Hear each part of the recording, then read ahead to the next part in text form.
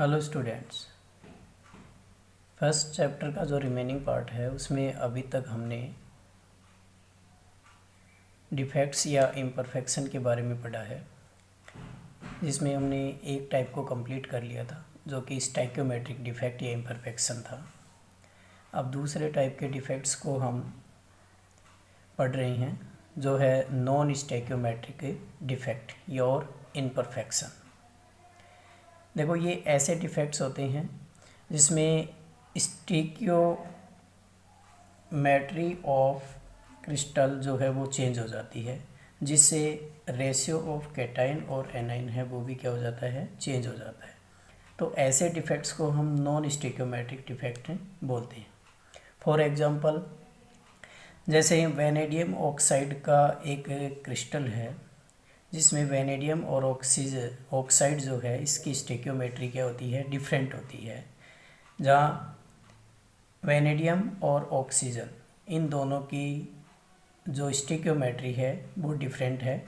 जैसे ऑक्सीजन की स्टिकियोमेट्री को हमने x से लिखा है, जिससे x की वैल्यू 0.6 से 1.3 तक होती है।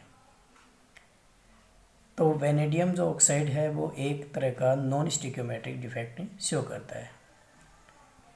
नॉन स्टिकियोमेट्रिक जो डिफेक्ट्स है वो यानी टू टाइप का होता है। पहला होता है मेटल एक्सेस डिफेक्ट, और इसमें दूसरा जो है वो होता है मेटल डेफिशिएंट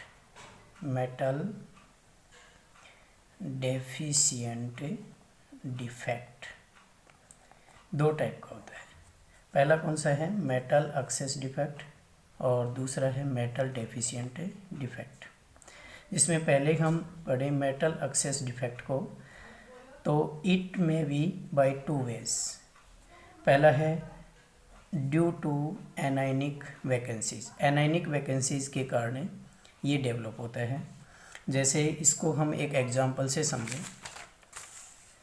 जैसे हमारे पास ये सोडियम क्लोराइड का एक क्रिस्टल है, इसको हम सोडियम वेपर के साथ हीट करते हैं। सोडियम वेपर के साथ क्या करते हैं, इसको यानी कि हीट करते हैं। तो इस पे क्लोराइड जो आयन है वो तो क्या हो जाते हैं, डिफ्यूज हो जाते हैं। क्या हो जाते हैं, डिफ्यूज हो जाते हैं। लेकिन इसमें जो सोडियम है, सोडियम मेटल है, वो चेंज होता है सोडियम आयन में। और जब ये सोडियम आयन में चेंज होता है तो एक इलेक्ट्रॉन को क्या करता है, इजेक्ट करता है। और ये जो एनाइन है क्लोराइड की फॉर्म में, ये क्या हो जाता है, लैटिस से बाहर हो जाता है एज ए एनाइन। और ये सोडियम और क्लोराइड मिलके एक लैटिस बना देते हैं, सोडियम क्लोराइड का एक क्रिस्टल बना देते हैं। तो ये जो इलेक्ट्रिकल न्यूट्रलिटी मेंटेन करने के लिए जो इलेक्ट्रॉन है वो इस वैकेंसी की जगह आ जाते हैं, और इस एक सेंटर डेवलप हो जाता है यहाँ इससे। इसको हम बोलते हैं एप सेंटर। क्या बोलते हैं, एप सेंटर, जो कि क्या होता है, कलर के लिए रेस्पॉन्सिबल होता है। ये कलर शो करता है। यानी कि जो सोडियम क्लोराइड जो लैटिस है या क्रिस्टल है, उसको जब हम हीट करते हैं तो वो क्या हो जाता है, येलो कलर का हो जाता है। कैसा हो जाता है, येलो कलर का। ये येलो कलर का क्यों हो गया, इसका रीज़न है कि इसमें एप सेंटर डेवलप हो गए हैं, और एप सेंटर जो होते हैं वो कलर के लिए रेस्पॉन्सिबल होते हैं, और इस कारण से इसका मेटल एक्सेस के कारण इसका क्या हो गया, येलो कलर हो गया। इसी तरह से अदर एग्जांपल है, जैसे potassium chloride. Potassium chloride crystal को भी जब हम हीट करते हैं तो किसकी प्रेजेंस में, यानी कि पोटेशियम वेपर के साथ जब इसको हीट करते हैं, पोटेशियम वेपर के साथ, तो ये भी क्या हो जाता है, वायलेट कलर का हो जाता है। तो ये भी इसी के कारण है, मेटल एक्सेस के कारण।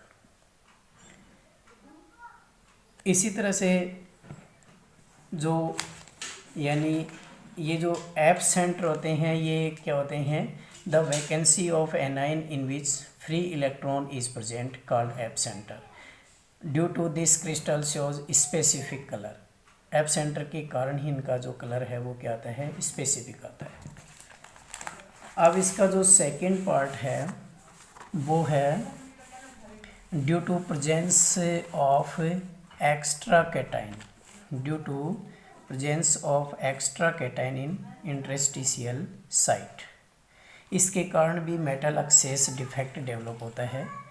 इसमें क्या आता है, इसको समझने के लिए भी हम देखो एक एग्जांपल लेते हैं।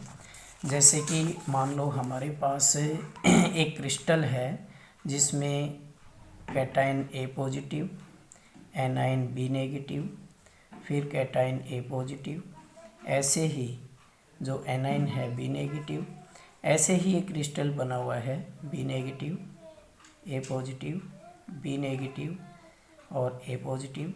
इसी तरह से और भी आगे ए पॉजिटिव, बी नेगेटिव, ए पॉजिटिव, बी नेगेटिव, और आगे और देखें तो बी नेगेटिव, ए पॉजिटिव, बी नेगेटिव, ए पॉजिटिव।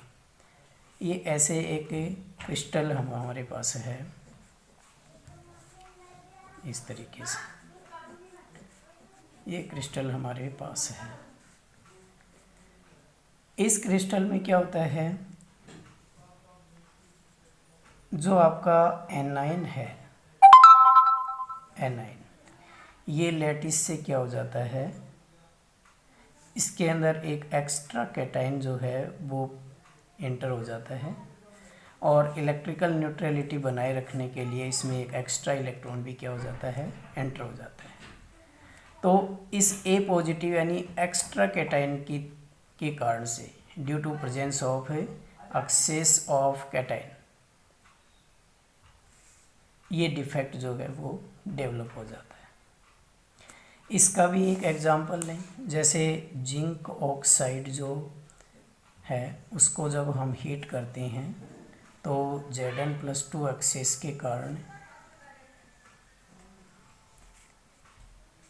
Zn+2 यानी मेटल एक्सेस के कारण इसका जो कलर है वो कैसा हो जाता है, येलो कलर हो जाता है, यानी वाइट से और येलो कलर में कन्वर्ट हो जाता है। तो इसका कारण भी यही है कि इसमें एक्स्ट्रा जो जिंक आयन हैं वो क्या हो जाते हैं, एंटर हो जाते हैं, जिसके कारण ये डिफेक्ट डेवलप होता है।